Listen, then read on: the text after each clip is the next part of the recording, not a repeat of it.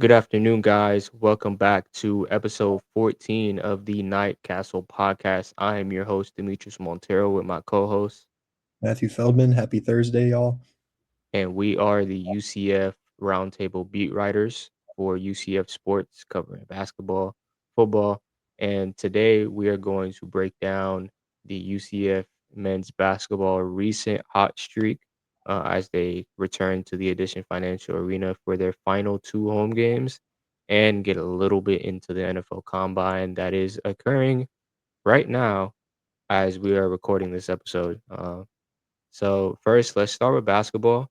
They are on a three-game winning streak. They ended the Utah road trip 2-0. They beat Utah 73-71. And oh my God, I don't know why I blanked. And upset number 19 BYU and AJ Dabonsta by 13 points, 97-84. Matt did the gamer for both games. I do the takeaways, so you'll get complete coverage. You get the gamer, and then you get some key takeaways from those games. But Matthew, give a little bit of a breakdown of what happened in the Utah game and in the BYU game. Yeah, great road trip, 2-0. Started with the little brother, at least this season, Utah. Um, didn't have Riley Kugel. He was a game time decision. He was ruled out. So that was kind of a concern when I saw that. Chris Johnson filled in for him, and he filled in very nicely. He had 5 assists, no turnovers. And one of his biggest passes of the day was with about 30 seconds left. We were down one, or I think actually they had just tied it, and he swung a drift pass to the corner to Jordan Burks, and Burks nailed the corner three, putting us up. I believe must have been 71 to 68. Um, and then of course we had a stupid foul on Don McHenry. We fouled him on a three. He made all three free throws. Kudos to him. That's a tough spot to be in. But we put it in the hands of our closer, Themis. He continues to ball out. Recent Big 12 starting five honor for the third time this year. But he did what he does. He went to the rim, he got fouled, and he ended up making both free throws, put us up 73 to 71, and we were able to get the stop to secure the win. It was a great start to the road trip. That was one that we really needed. BYU, we'll get to that, but this was one that was obviously more winnable. Uh, they'd been struggling. Utah was coming off their first win in over a month. So they had good momentum, and they're good. Any team in the Big 12, we talk about this all the time, but there's no cakewalks, especially on the road, especially going out that far west. In the past, we've really struggled with that, uh, especially this year. Even we've struggled on the road. But my favorite thing that I saw was after the game, how happy the guys were in the post game interview. They were jumping on each other. Even Riley Kugel with his boot, he was so happy. He was smiling, which isn't something you see all the time. And that's something that was big for Coach Dawkins. He talked about having the opportunity on the road trip to build relationships, not only get better on the court, but they've only been together for less than a year. This is a brand new team. Seeing that they've gelled this well and these personalities are coming together, that's something big for down the stretch. And as we look forward to postseason basketball, chemistry matters, and this team's chemistry continues to grow. And seeing them all jumping around and smiling and laughing with each other after the game, it's great to see. That's how the Thunder started their dominance. They were always in the post game doing their little gimmicks, and look what happened to them. They have great chemistry now. They're a very well put together team. Um, and Themis ended off the interview with a very menacing quote. I thought he said he simply told the announcer. She asked him, what's the main goal for this team going forward, and he said, "We're trying to win it all." So I love the mentality. Obviously winning it all is very tough, especially in basketball with 64 teams in the field. But I love that mentality. Why not us? And the way we've been playing, we could get hot and make something shake in the tournament. So that was a good first win. Yeah, I would agree because, as you mentioned, Utah they broke a 7-game losing streak prior to facing UCF. So breaking a 7-game losing streak, that's a lot of momentum for a team who's been on a crazy, drought. And Obviously, Johnny Dawkins, UCF's head coach, he always, compliments the Big 12, how it's a tough conference and it's never, a run in the park for UCF. They're always facing a tough team, and Utah was a tough team to face, right? They lost 7 games in a row, broke their losing streak, and they give UCF a run for its money. It has to come down to 2 game-winning free throws by Themis Folks. He was cold-hearted, and he knocked both of them down, and that's what it took. You got pushed by a team who I don't know if Utah is the worst team in the Big 12 or the 2nd worst team, but generally, they're down there. They're like bottom 3, bottom 5, and they gave UCF a run for its money.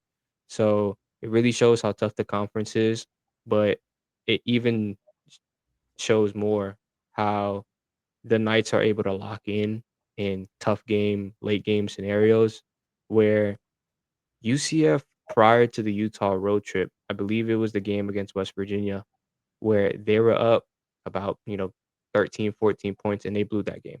Like they blew Mhm, it. The focus wasn't there.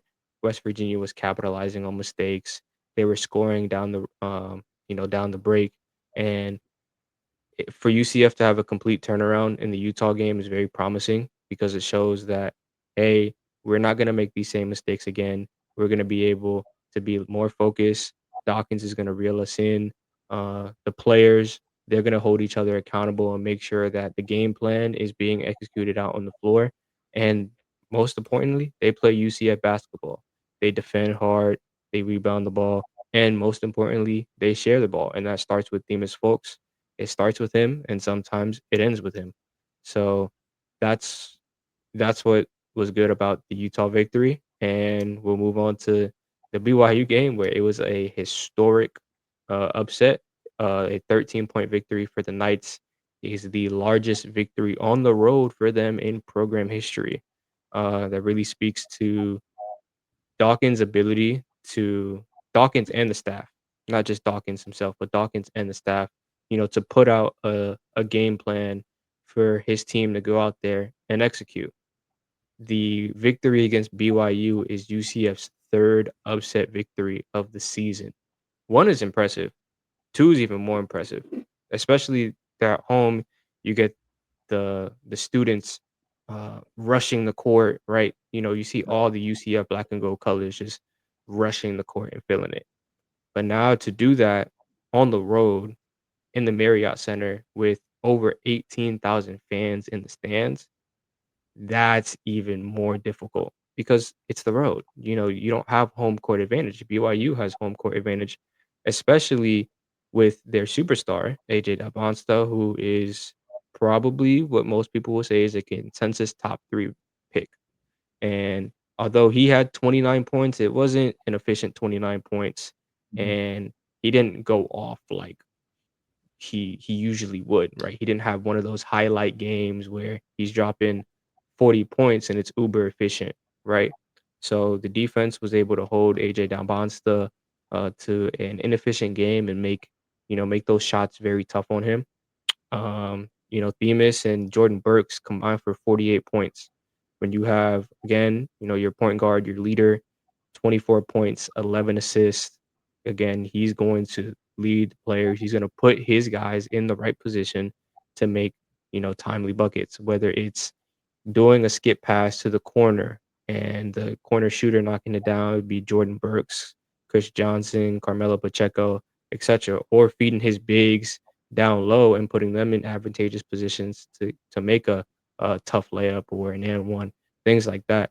For your leader to do that, and then Jordan Burks, who also scores 24 points. He's also shown up a little bit more in the stat sheet, scoring. He's had a couple 15 plus point games. So again, you get those two and, some extra assistance from the rest of the squad and, you beat BYU. This is your third upset win of the season and your 20th win of the season. So now UCF has they have back-to-back 21 campaigns, and it really just speaks to the talent of the team. And I'll get to a little interesting fact about the team and their performance after you recall what happened in the BYU game? Yeah, I mean, I was debating with my roommate whether or not that was the most impressive UCF sporting event that I've watched. Basketball for sure. The only other one I could think of was when we upset Oklahoma State a couple years ago. But I mean, it was complete domination from the start. We jumped out to a 20-6 lead. Um, Demas was big during that first stretch. He had 4 points, 4 assists very quickly. We moved the ball. Our first 11 shots or 11 made shots, we had 9 assists on them. And a lot of those were threes, which means that they're good threes. They're good drive and kick threes, paint touch, kick out threes. And that's why they were knocking them down. We made 11 threes in the first half en route to 52 points, which was our biggest in a half. We were up 24 at halftime, 52-28. That was the biggest BYU first half deficit they've had in 4 years. So going in there and doing that, especially at 11 p.m., you know, I know their internal clocks were messed up, but the fact that they were able to lock in and, like you said, the game plan was very evident. And keeping AJ Dybonsa, making sure he sees multiple chests when he's looking towards the rim. No one-on-one opportunities. Same with Rob Wright, their second leading scorer. Him and Dybonsa combined for just 14 points in the first half. They shot a combined 5 of 21, which is excellent. I was just very impressed that everyone was locked in, everyone was on their assignment, and we were taking good shots and they were falling, which, we're not going to make 11 threes and a half very often, but holding Dybonsa and BYU to 28 first half points on those shooting splits is, if you told me that would have happened, I wouldn't have believed you. So it's incredible. Big shout out to Johnny Dawkins. You mentioned it, 20 wins for 2 straight seasons since entering the Big 12. That is tough to do, especially with the low NIL budget that he's given. I heard the announcers talking about it yesterday. They said we were given 3.5 million, which I think AJ Dybonsa is making about twice that by himself. So very impressive that he's been able to build this caliber of a team with, very little money to use. Um, but yeah, I think it's the most impressive win I've seen since being at UCF.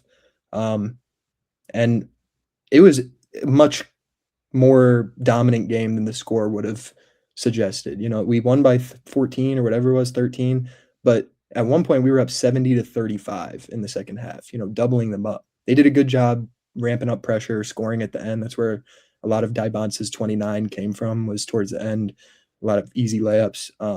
But it was a big win. Unfortunately, JaMychal Stillwell was injured at the end of the game. He returned to the bench in a boot. And he was jumping around in an IG post after celebrating with the team. So I think that was just more of a precautionary measure, which is good because once again, we're without Riley Kugel. Missing Stillwell too would be a big hit. He was great in that game. He had a double-double. He also had 6 assists. He was huge in some of those paint touch kick out threes.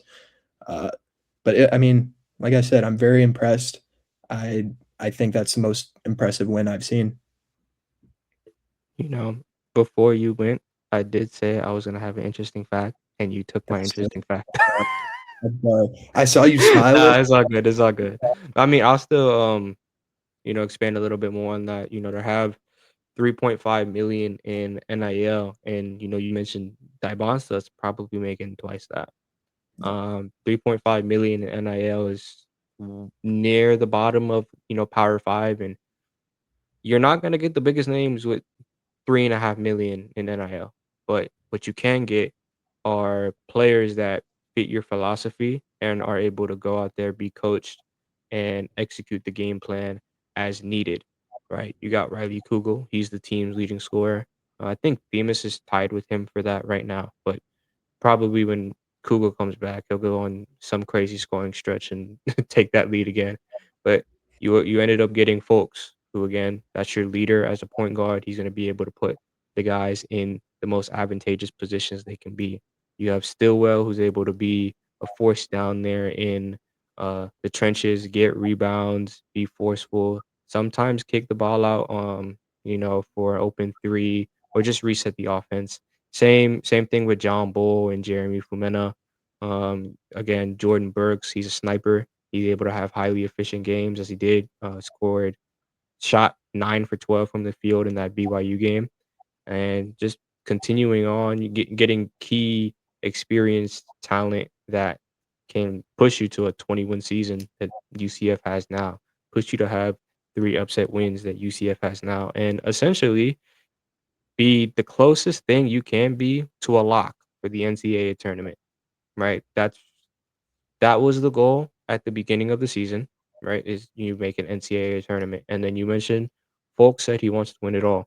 As you get closer to March Madness, and you know you're going to be in that tournament, that goal starts to shift, and you start to see that. And now with the success, the mindset has changed, and it's gone from let's make the NCAA tournament to let's go win it all because we're at large most likely going to make the NCAA tournament. So why not shift that mindset and try and hoist the trophy, and be one of the rarest college basketball teams in probably history who wins an NCAA title Yeah. uh, with a low NIL budget. So it really speaks to how Dawkins evaluates talent and is able to get guys who fit his philosophy and are able to go out there and um, execute the game plan and help a team be successful. But ending off the recent UCF saga, um, I did mention earlier that UCF is returning back to the Edition Financial Arena for a two-game homestand. They will play the Baylor Bears, who are 14 and 14. I forgot their star player. I forgot Yep. I They have forgot his name. Cam Carr, and then they have Tunde Yesufu.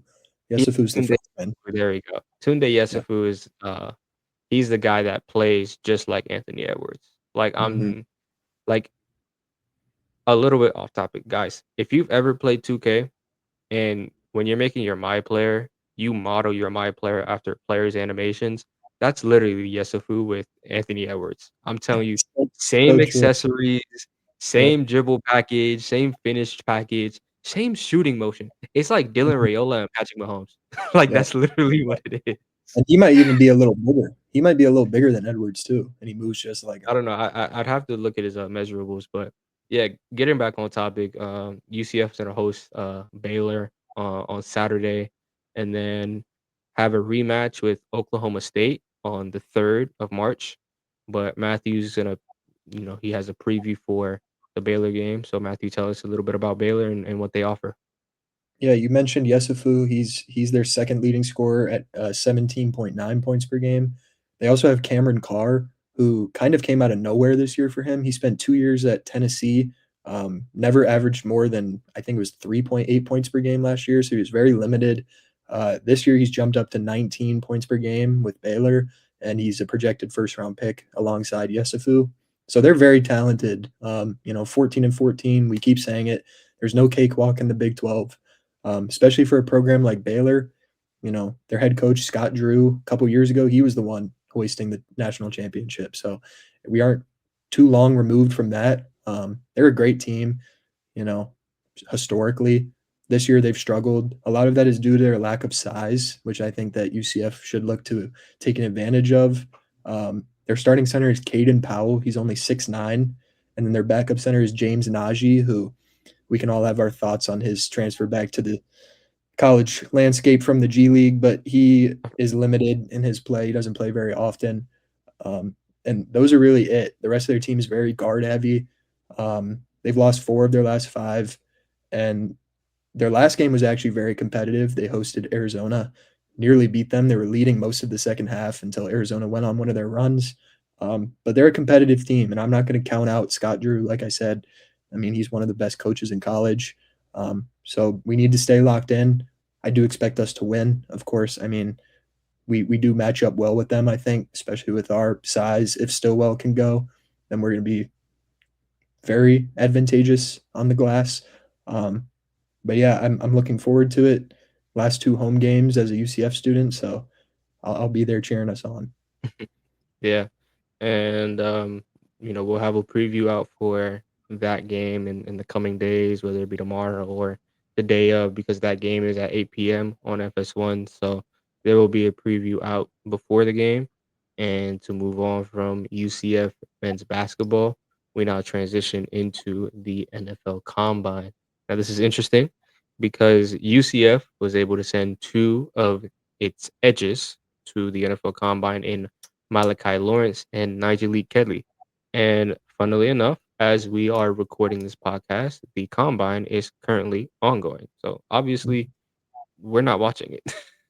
But uh, I watched a little bit of Kelly and Lawrence's media availability, and Lawrence is doing every drill but bench press. So when those stat figures come out, you'll know from the football account on Twitter, and we'll write stories on Lawrence and Kelly's performance in the combine and where they'll be projected to go based off their performance in due time. But it's really nice to see, two nights in the NFL Combine. I don't remember the last time I saw a UCF night in the Combine, to be fair. I don't watch the Combine like that because it's a multi-day event and everyone's doing the same drills. So I don't really know too much about the Combine, to be honest with you, but nonetheless, it's still cool to see, two guys, two UCF Knights in the Combine and really get to show their talents and uh, really fight for where they want to really fight for their positioning in round selection, whether it be first round, second round, third round, whatever, right? So, what are your Definitely. thoughts?